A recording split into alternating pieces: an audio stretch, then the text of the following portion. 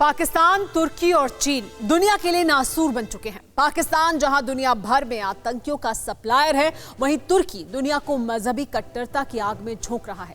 तो दोनों के सरगना चीन की करतूतों से पूरी दुनिया करहा रही है। साल भर पहले 17 नवंबर को चीन में कोरोना का पहला मामला सामने आया था, जो एक साल के दौरान धरती के हर हिस्से को तबाह कर चुका है। चीन के फैलाए वायरस ने 5.5 करोड़ से ज्यादा लोगों को अपना शिकार बनाया है। करीब 13.25 लाख लोग मारे जा चुके हैं। अमेरिका में कोरोना से हर रोज 1 लाख से ज्यादा मामले सामने आ रहे हैं। तो यूरोप के कई देशों में दोबारा लॉकडाउन लगाया जा चुका है। दुनिया के नक्शे में किसी भी देश पर आप उंगली रख लीजिए, हर मुल्क में माओ के वारिसों की करतूतों से करहाती इंसानियत नजर आएगी। लेकिन बेशर्म और बेगैरत चीनियों का फरेब और मक्कारी की आदत खत्म नहीं हुई है। कोरोना से हमारे देश में भी हालात ज्यादा नहीं सुधरे हैं।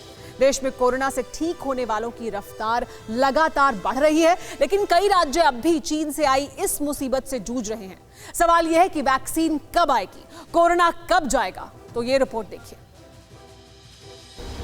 这时那边也是糖尿病人，因为收不进去啊。其实我也想帮他，但是我们确实没有床位给他们。就梦里面就全部是这些患者的那些影像在你大脑里面。 वुहान, चीन के इस शहर ने दुनिया को कभी न भूलने वाला दर्द दिया है। इसी शहर से निकले कोरोना नाम के वायरस ने दुनिया पर ऐसा कहर ढाया है, जिससे आने वाली कई सदियां सिसकती रहेंगी। पिछले साल 17 नवंबर की तारीख थी जब चीन में कोरोना का पहला केस सामने आया था, जो आज धरती के हर कोने को अपनी चपेट में ले चुका है। दुनिया के तमाम देशों में लॉकडाउन लगाया गया, एहतियात बरती गई, लेकिन हालात फिर भी काबू में नहीं आ पाए।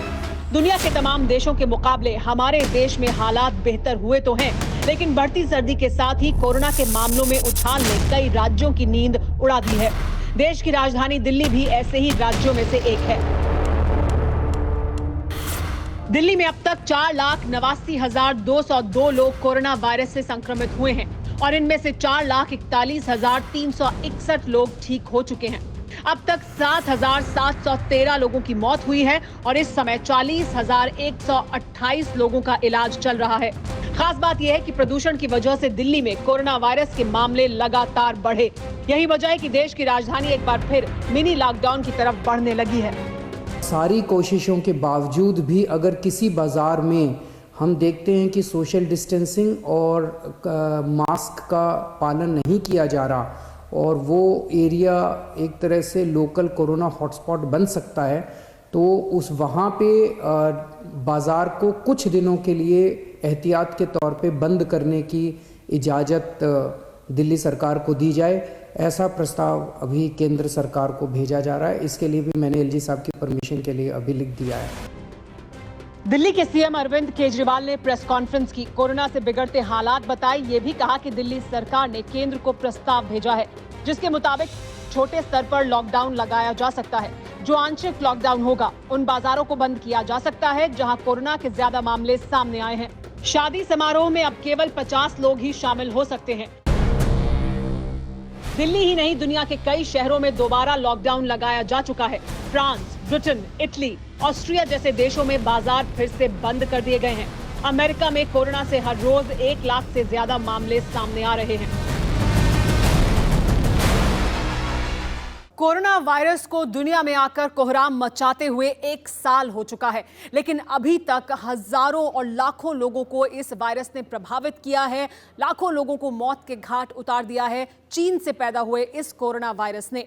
लेकिन अब जहां एक तरफ चीन का ये कोहराम अभी तक जारी है, दूसरी तरफ उम्मीद की किरण भी दिखाई देने लगी है। चीन के इस कोरोना वायरस को हमेशा के लिए खत्म करने वाला वैक्सीन भी दुनिया को जल्द मिल सकता है।